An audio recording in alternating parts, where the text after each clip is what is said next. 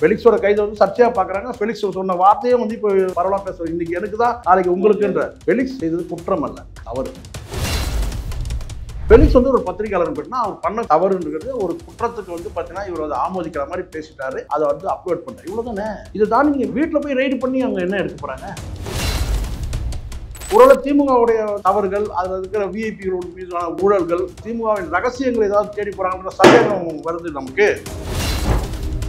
சவுக்கு சங்கர் கிட்ட இருக்க வேண்டியது இவர்கிட்ட இருக்கலாம்னு நினைக்கிறீங்களா? சவுக்கு சங்கர் சொல்ல மறுக்கிறது வந்து பாத்தீங்கன்னா ஃபெலிக்ஸ் கிட்ட இருக்கும் அப்படின்னு நினைக்கிறீங்க. சவுக்கு சங்கரை நீங்க எப்படி நடத்துறீங்களோ அதே மாதிரி நீங்க ஃபெலிக்ஸை நடத்தீங்கன்னா அது பின்னடைவாங்க. கூட்டாளி பண்ற தப்பு எல்லாத்தையும் நீங்க கூட்டாளி எப்படி முடிவு பண்ண முடியும்? அதுதான் இங்க பிரச்சனை. ஃபெலிக்ஸ் சொன்ன பெரிய தப்பே என்னன்னு கேட்டீங்கன்னா தோழர். எதுக்கு தோழமை? சவுக்கு சங்கர் ஆபீஸ்ல ரெய்டு எல்லாம் போயாச்சு. இன்னாங்க பூட்டை உடைச்சு போனாங்க, இங்க பூட்டை உடைக்காம போயிருக்காங்க. அவ்வளவுதான் வித்தியாசம். அவருடைய குற்றத்தை தேடல, நீங்க உங்களுடைய பலவீனத்தை தேடுறீங்க.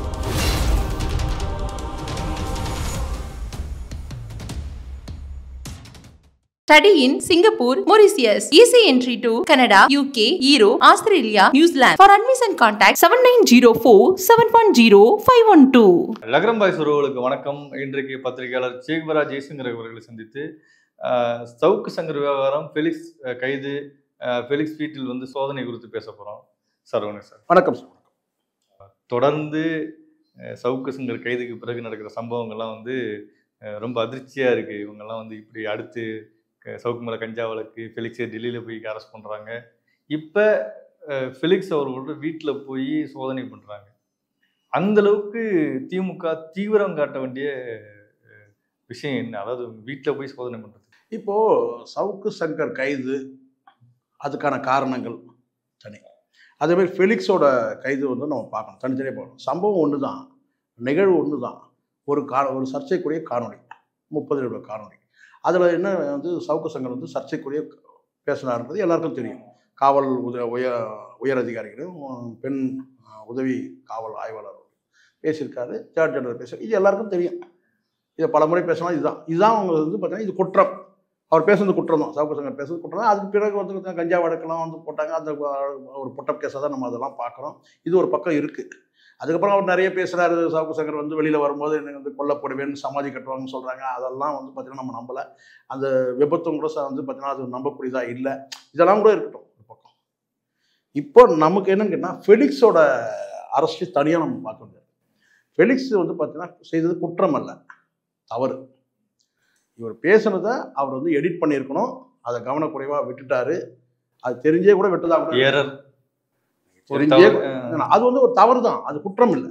இந்த குற்றம் செய்தாரு. அந்த குற்றத்தை வந்து பார்த்தீங்கன்னா வந்து அவர் பேசுறத அப்படியே வந்து ஒரு அப்லோட் பண்ணிட்டாரு. நெறியாளர் கொஞ்சம் பிறர் நெறியாளராக மாறிட்டாரு அப்படிதான் சொல்லணும். அந்த நெறியிலிருந்து தவறிட்டாருன்னு தான் சொல்லணும், தவிர குற்றம் செய்தாருன்னு சொல்ல முடியாது. இப்போ அவரை வந்து நீங்கள் வந்து அதுக்கப்புறம் அவர் பக்கத்து நியாயம் இருக்கிறதா நினச்சி அவர் ஏபி மூவ் பண்ணார். நீதிமன்றம் ஒரு கருத்து தான் சொல்லுது, உத்தரவு போடல, கருத்து சொல்லுது. அந்த கருத்து அவருக்கு பின்னடைவு ஆகுது. அதை தொடர்ச்சியாக வந்து டெல்லியில் போய் இவங்க அரெஸ்ட் பண்ணுறாங்க, ரயில்லையே கூப்பிட்டு வராங்க. எதுக்கோ விமானம் பயன்படுது. நீங்கள் ஒரு ஊடகவியாளர் அந்த முறைக்காவது அவர் வந்து பார்த்தீங்கன்னா நீங்கள் வந்து ஃப்ளைட்டில் கூட கொண்டு வந்துடலாம். சரி, 2 நாள் ஆச்சு கொண்டு வந்தீங்க. அதுக்கப்புறம் நீங்கள் வந்து இரவோடு இரவாக கூட அவரை வந்து நீங்கள் வந்து மெஜிஸ்ட்ரேட் முன்னாடி நிறுத்தி நீங்கள் வந்து சிறைக்கு அனுப்பியிருக்கலாம். ஆனால் அது ஒரு பெரிய அளவில் விளம்பரப்படுத்தி அதுக்கப்புறம் அதில் பெண் காவலர்கள்லாம் வந்து நேரடியாக ஓப்பன் கோர்ட்லேயே வந்து அவர் மேலே வந்து சொல்கிறாங்க. ஏன்னா அது வந்து பெயிலில் வந்துடக்கூடாதுன்றதுக்காக வந்து பெண் காவல் ஆய்வாளர்கள்லாம் வந்து ஓப்பன் கோர்ட்டில் சொல்கிறாங்க. அவங்களுடைய குறைகள் அவங்க சொல்கிறாங்க. நீதிமன்றமும் ஏற்றுக்கிறது வந்து பார்த்தீங்கன்னா அவருக்கு வந்து அவரை வந்து சிறையில் வைக்கிறாங்க. இது ரைட், இது வரைக்கும் நடக்கும். அதற்கு பிறகு இவங்க வந்து சவுக்கு சங்கர் கைது செய்யும் போது நேராக அவருடைய ஆஃபீஸுக்கு போனாங்க, பூட்டை உடைச்சாங்க. அந்த பூட்டை உடைச்சது கூட பார்த்தீங்கன்னா கதவை உடைச்சாங்கன்னு சொன்னாங்க. கதவை உடைய பூட்டை உடைச்சாங்க, போய் ரெய்டு ஏதோ பண்ணாங்க. அவ்வளோ இத்தனை கிலோ வந்து கஞ்சா இருந்ததுன்னு சொன்னாங்க. இதெல்லாம் வந்து நம்ம வந்து ஊடகத்தில் செய்தியாக வருது, நம்ம பார்த்தோம். எதுவும் வந்து வீடியோ ஃபுட்டேஜ்லாம் எதுவும் கிடையாது. இதெல்லாம் சொன்னாங்க. இப்போ ஃபெலிக்ஸ் அந்த அரெஸ்ட்டுக்கு பிறகு அவரை சிறையில் வச்சுட்டாங்க. அதுக்கப்புறம் அவர் பெயிலில் வரதுக்கான நடவடிக்கை அவர் எடுக்க போகிறாரு. சரி, இந்த சூழ்நிலையில் வீட்டில் போய் ரெய்டு பண்ணுறக்கூடிய அளவுக்கு என்ன நடந்ததுன்னு சர்ச்சைக்குரிய பிரச்சனை என்ன? அந்த வீடியோவில் பேசுறது. அதுக்காக தான் இவங்க கைது பண்ணுறாங்க. அதை தான் நீதிமன்றத்தில் முறையிடுறாங்க. இவர் இந்த மாதிரி பேசுனதை வந்து இவர் வந்து குற்றம் நடவடிக்கையாக வந்து அவர் குற்றம், அதாவது கேட்டால் வந்து எங்களை வந்து இழிவுபடுத்தி பேசினாரு. அதை வந்து இவர் அப்லோட் பண்ணார். இவ்வளோ தானே நடந்தது, இவ்வளோ தான் நடந்திருக்கு. இந்த காணொலி எல்லார்ட்டையும் இருக்கு. ஆமா. இது எல்லாம் இன்னும் டெலீட் பண்ணவே இல்லை, இருக்கு. இது மட்டும்தான் பிரச்சனைன்னு சொன்னா இதுல போய் ரைடு பண்றதுக்கு என்ன காரணம் இருக்கு? இப்ப வீட்டுல போய் ரைடு பண்ணி அவங்க என்ன எடுக்க போறாங்க? செய்த குற்றம் இதுதான் சொல்றாங்க. இதுதான் வந்து அவர் கைது செய்யறதுக்கான காரணமே. இதுல வந்து வீட்டுல போய் ரைடு பண்றதுல வந்து என்ன காரணம்? அதுதான் கேள்வி. இப்ப வீட்டுக்கு போய் சோதனை பண்றதுக்கு அப்படி என்ன அங்க அந்த இல்ல அந்த வீடியோ பண்றதுக்கு என்ன வச்சிருந்திருக்காரு? அததான் நான் ஆவண ரீதியா வந்து வேற ஏதாவது குற்றங்கள் இருக்கு அப்படின்னு சொன்னா நீங்க அந்த குற்றத்தை சொல்லிட்டு வெளிப்படையா சொல்லி இந்த குற்றங்கள்லாம் இவர் சொல்லியிருக்கிறாருன்னா அந்த குற்றத்தின் அடிப்படையை நாங்கள் ஆவணங்களை தேடி போறோம்னு சொன்னா அது சரி.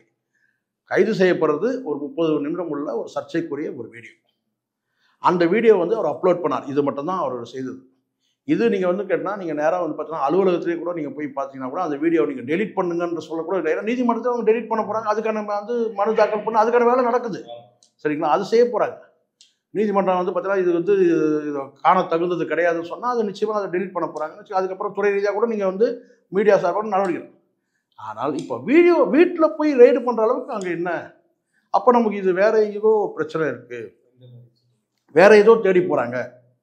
இப்போ சவுக்கு சங்கரா இருக்கட்டும், ஃபெலிக்ஸாக இருக்கட்டும் சார், சம்பந்தப்பட்ட குற்றம் சவுக்கு சங்கராவது நீங்கள் அடுக்கடுக்காக பல கேஸுகள் வழக்குகள் நீங்கள் போட்டிருக்கீங்க. 6க்கு மேலே. அதுவும் கூட எல்லாமே தனிநபர் தாக்குதல், பெண்கள் வந்து புகார் தர்றது, இப்படி தான் இருக்குது. ஆவண ரீதியாக நீங்கள் சிஎம்டியோட ஒரு டாக்குமெண்ட்டை நீங்கள் சொல்கிறீங்க. அந்த டாக்குமெண்ட் கூட நீங்கள் வந்து அதை நீங்கள் எடுத்துட்டீங்க. இப்போது ஃபெலிக்ஸோட வந்து பார்த்தா ஃபெலிக்ஸ் வந்து ஒரு பத்திரிகையாளர், அவ்வளோதான். சவுக்கு சங்கர் சர்ச்சைக்குரிய மனிதர், நம்ம விட்ட போல. ஃபெலிக்ஸ் வந்து ஒரு பத்திரிகையாளர் கேட்டால் அவர் பண்ண குற்றம், ஒரு பண்ண பிழை தவறுன்றது ஒரு குற்றத்துக்கு வந்து பார்த்தீங்கன்னா இவர் அதை ஆமோதிக்கிற மாதிரி பேசிட்டாரு. அதை வந்து அப்லோட் பண்ணிட்டார். இவ்வளோ தானே. இதை தாண்டி நீங்கள் வீட்டில் போய் என்ன தேடுறீங்க? எனக்கு புரியலையே. இல்லை சாதாரண மக்கள் இப்போ கேட்கறது என்ன கேட்டா இவங்க தேடி போகிறது வேற ஏதோ தேடுற மாதிரிலாம் இருக்குன்ற நான் அதை வேற ஏதோ இப்போ நீங்கள் சொல்கிறீங்களே வேற ஏதோங்கிறதுக்கு சவுக்கு சங்கர் வந்து அதிகமாக வந்து திமுகவோட ஊழல்கள் தான் வெளியே கொண்டு வந்து பேசினாரு. அப்போ இவங்க தேடுறாங்கன்னா எதை தேடுறாங்க? இப்போது 2 விஷயம் சார். சவுக்கு சங்கர் வந்து அதிமுகவுக்கு வந்து சப்போர்ட்டாக செயல்படுறாங்க. நம்ம அப்படியும் பார்க்கணும். அதிமுகவுக்கு வந்து நம்ம யாருக்கு எதிராக பேச போகிறாங்க, அதிமுகவுக்கு ஆதரவாக வந்து செயல்பட்டவர். அப்போ அதிமுகலேருந்து வந்து பார்த்தீங்கன்னா வந்து பண பரிவர்த்தனைகள் நடந்திருக்கிறதுக்கான வாய்ப்பு இருக்குது அப்படின்னு சொன்னால் பணத்தை தேடி போவாங்க. இவர் வந்து அவர்கிட்ட இது எடப்பாடிக்கிட்ட வந்து இத்தனை கோடி வாங்கிட்டாரு, இந்த கோடியெல்லாம் இங்கே தான் பதுக்கி வச்சிருக்கிறாங்கன்னு சொன்னால் அதில் கூட ஒரு இருக்குது.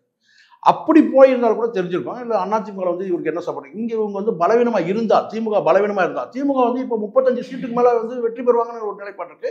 சரிவு வந்து எடப்பாடிக்கு தான். அப்போ வெற்றி கழிப்பில் வெற்றி முகத்தில் நீங்கள் இருக்கும்போது இங்கே வந்து பார்த்தீங்கன்னா இவரால் தான் நான் வந்து சவுக்கு சங்கரால் தான் நாங்கள் தோற்று போயிட்டோம். பல ஆவணங்கள் வந்து பார்த்தீங்கன்னா வந்து அதிமுக தரப்பில் வந்து ஆவணங்கள் கைப்பற்றலாம், அவங்ககிட்ட இருந்து யார்கிட்ட இருந்து இப்போ எவ்வளோ பணம் வந்தது லிஸ்ட்லாம் அவர்கிட்ட இப்போ நீங்கள் உங்களுக்கு தெரியல கடந்த காலத்தில் வந்து யார் யாருக்கு பணம் பட்டுவாடா போச்சு இதெல்லாம் தெரிஞ்சுக்கிட்டு வாய்ப்பு இருக்குன்னு சொன்னால் நீங்கள் வந்து ரைடு போகலாம். நீங்கள் அங்கே தோல்வி முகத்தில் இருக்கிறாங்க, நீங்கள் வெற்றி கழிப்பில் இருக்கிறீங்க. அப்போ இங்கே உங்ககிட்ட தேடி நீங்கள் வீடு வரைக்கும், அதுவும் ஒரு பத்திரிகையாளர் வந்து வீடு வரைக்கும் தேடி போகிறீங்கன்னு சொன்னால் சவுக்கு சங்கர் வீடு தேடி போனது வேற. பல்வேறு டாக்குமெண்ட்டுகள் சோர்சஸ் சொல்லிட்டு அப்படின்னு கேட்டால் நீங்கள் பல விஷயங்கள் தேடி போயிருக்கலாம், நம்ம அதில் உள்ளே போகலை. பட் பத்திரிகையாளர் வீட்டில் போய் ரெய்டு பண்ணுற அளவுக்கு வந்து பார்த்தீங்கன்னா அங்கே என்னத்தை தேடி போகிறாங்க இவங்க. அப்போ அந்த இடத்துல ஒரு சந்தேகம் வலுக்குது.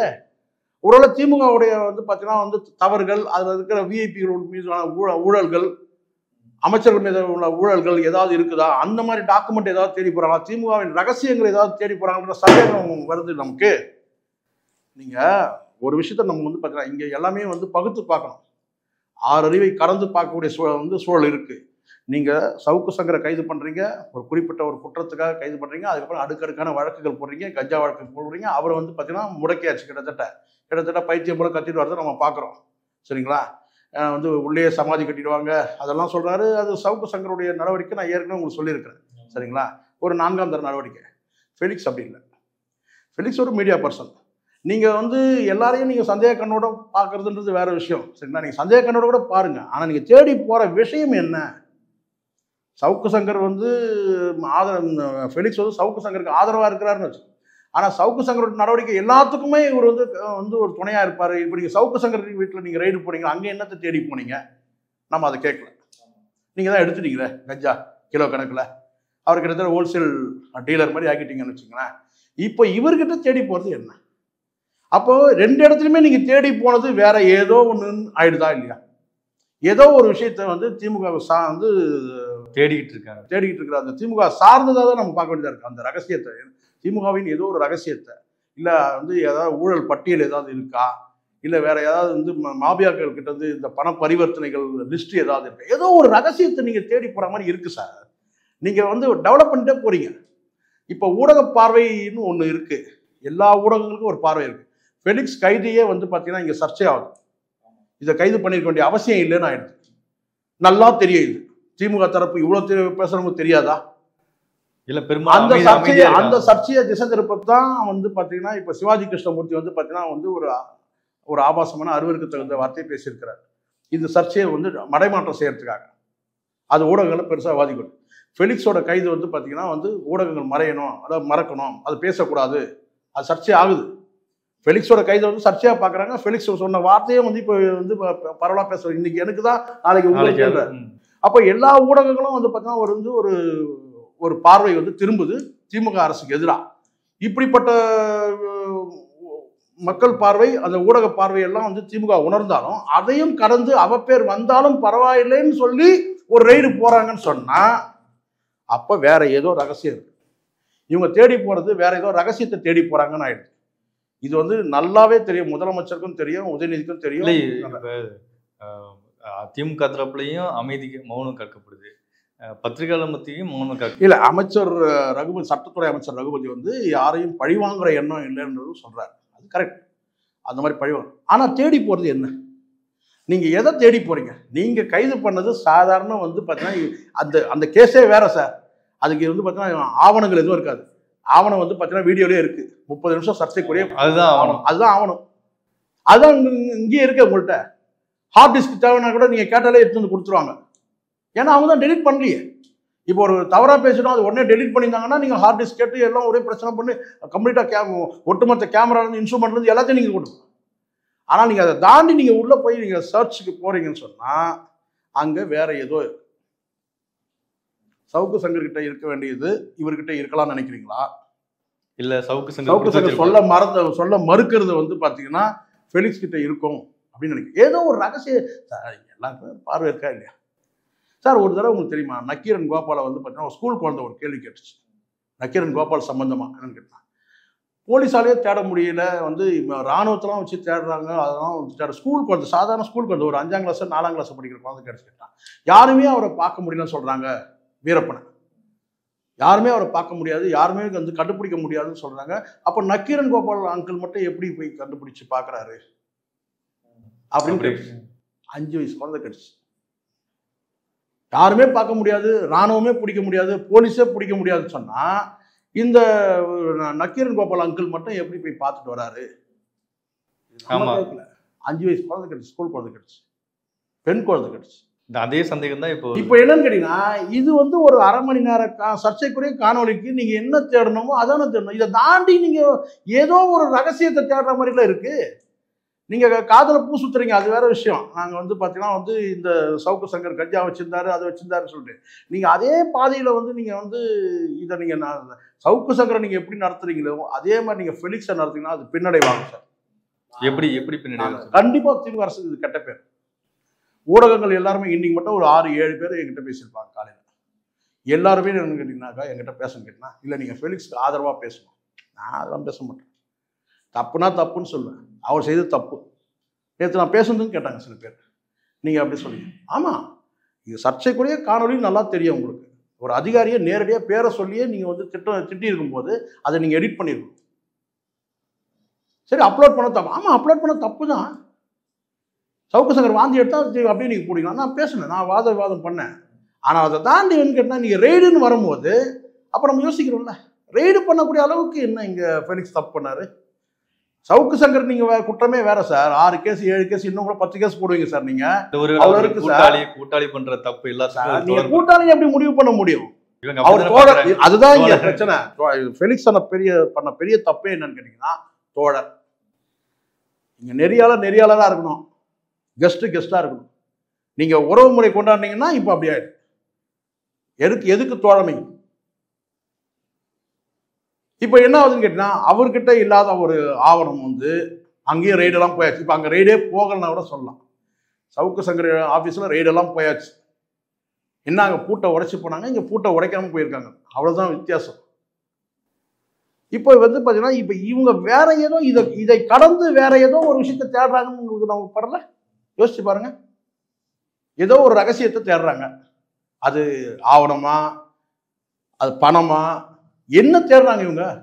இல்ல ஆடியோ கால்ஸா, இல்ல கான்டாக்ட், எல்லாமே நம்ம யோசிக்கணுமா இல்லையா சார்? நம்ம எல்லாத்தையும் தான் நம்ம கேள்வி கேட்கறோம். இப்போ என்னைய விசாரணை பண்ணும்போது கூட நம்ம வந்து சொன்னோம்ல, எங்கேயாவது இவனுக்கு வெளிநாட்டு கால் ஏதாவது அட்டன் பண்ணியிருப்பானுங்க, அந்த கால் வந்ததுனால அந்த கால் யாருடைய கால், இதெல்லாம் எவ்வளோ இருக்குல்ல, அந்த மாதிரி நம்ம பேசுகிறோம்ல. அந்த மாதிரி தானே இது பார்க்குறதா இருக்கு. இது வேற ஏதோ ஒரு விஷயத்த வந்து இவங்க வந்து தேடி நகர்ந்து போறாங்கன்ற மாதிரி இருக்கு சார். இல்ல அது போலீஸ் நம்ம இப்படி பார்த்தோம். என்னன்னு கேட்டா, காவல்துறை அதிகாரிகள் வந்து பாதிக்கப்பட்டாங்க, அந்த கோபம் இருக்கு, அந்த அந்த மனசுக்குள்ள அந்த குரோதம் இருக்கு, அதனாலதான் இந்த வந்து கஞ்சா வழக்கெல்லாம் போட்டாங்கன்னு கூட நம்ம சமாதானம் தேடிக்க முடியும். சவுக்கு சங்கர் மேல இந்த கஞ்சா வழக்கு போட்டுக்கிட்டுனா ரொம்பவும் காயப்பட்டிருக்கிறாங்க. திமுக ஆளும் தரப்புலையும் ரொம்ப காயப்பட்டிருக்காங்க, நானுமே பேசியிருக்கோம். ஆனா ஃபெலிக்ஸ் வந்து கைது செய்ததே வந்து அதிகம்னு பேசுறாங்க. நான் தான் சொல்றேன் கைது செய்தது சரின்னு. நீங்க வந்து இதை வந்து ஒரு முடிவு கொண்டு வந்திருக்கலாம். ஒரே வார்த்தை வருத்தம் தெரிவிக்க சொல்லிட்டு நீங்க டெலிட் பண்ணியிருந்தீங்கன்னா அது முடிஞ்சிச்சு. அதை தாண்டி நீங்க வந்து பார்த்தீங்கன்னா நீதிமன்றத்தை ஏபி மூவ் பண்றீங்க, அதுக்கப்புறம் புகார் கொண்டு போய் வந்து பிரஸ் கவுன்சில் ஆஃப் இந்தியா கொண்டு போய் கொடுக்குறீங்க. இதெல்லாம் வந்து பார்த்தீங்கன்னா நீங்க வந்து காவல்துறையோட ஈகோவையோ இல்லை ஆளும் தரப்போட ஈகோவை டச் பண்றீங்கன்னு நம்ம பேசணும். இப்போ அந்த நிலைப்பாடு. ஆனால் கைது பண்ணீங்க, நீங்க வெளியே கிட்டத்தட்ட தீவிரவாதி மாதிரி தான் அவரை கொண்டு போறீங்க. பார்க்குற பார்வை அப்படி இருக்கு. அவரும் வந்து நான் கேட்டேன், இது எனக்கு மட்டுமே இல்லை, உங்களுக்கு நாளைக்கு உங்களுக்கும் வரும்ன்றாரு. இதை கடந்து கொண்டு போய் நீங்க சிறையில் அடைச்ச பிறகு நீங்க வீட்டுக்கு ரைடு போறீங்கல்ல, அப்ப நீங்க என்ன தேடுறீங்கன்னு கேட்கிறேன். இதுக்கு ஒரு ஆளும் தரப்புல ஒரு விளக்கம் தரலன்னா நிச்சயமா ஆளுங்கட்சிக்கு இது ஒரு பின்னடைவு. எந்த மனமாச்சரியம் இல்லாமல் வெளிப்படையா வெள்ளை மனதோட சொல்றேன், ஃபெலிக்ஸோட அடுத்த கட்ட அவர் மேல எடுக்கக்கூடிய அந்த அடுத்த கட்ட நடவடிக்கை இல்லையா, அவரோட அலுவலகத்தில் வந்து போய் சர்ச் பண்றது அல்லது வந்து ஆபீஸை சர்ச் பண்ணணும், அப்ப நீங்க வேற ஏதோ தேடுறீங்க. அவருடைய குற்றத்தை தேடல, நீங்க உங்களுடைய பலவீனத்தை தேடுறீங்க. திமுகவோட பலவீனத்தை தெரியுங்க. அவருடைய குற்றத்தை தேடல, அதிமுகவுக்கும் அவருக்குள்ள உறவை கூட நீங்க தேடல. உங்களுடைய குற்றம் ஏதோ இருக்கு, உங்களுடைய ரகசியம் ஏதோ இருக்கு, அது அவங்க கிட்ட இருக்குன்னு தேடுறீங்கன்னு ஆயிடுதா இல்லையா? நான் கரெக்டா பேசிட்டு இருக்கேன். இதெல்லாம் முதலமைச்சர் தெரியுமா? இல்ல அமைதியா இருக்காரா? இல்ல வந்து தெரிஞ்சு அமைதியா இருக்கிறாரா?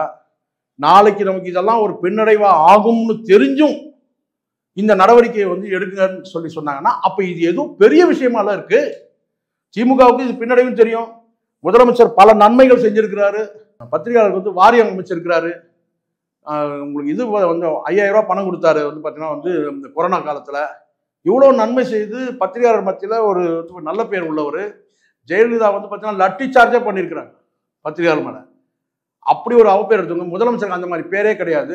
அப்போ இந்த ஃபெலிக்ஸோட கைது வந்து பார்த்தீங்கன்னா வந்து கிட்டத்தட்ட ஒரு ப்ரெஸ் மீடியா பீப்புள் மத்தியில் ஒரு அதிருப்தி இருக்கும்னு தெரிஞ்சிருந்தும் உத்தரவு கொடுத்து இது வந்து காவல்துறை வந்து ரெய்டுக்கு போறாங்க, வீட்டுக்குலாம் ரெய்டுக்கு போறாங்கன்னு சொன்னா இவங்க தேடி போறது வேற என்ன மிகப்பெரிய விஷயமா இருக்கு. மிகப்பெரிய விஷயமா இருக்கு. இப்போ புரியுதுங்களா? இங்க வந்து ஒரு விஷயம் இருக்கு. நீங்க பழைய படம், இந்த விட்டாலாச்சாரியர் படம்லாம் பார்த்தீங்கன்னா தெரியும். விட்டாலாச்சாரியர் ஒரு காலத்தில் ஒரு படம் வந்துச்சு.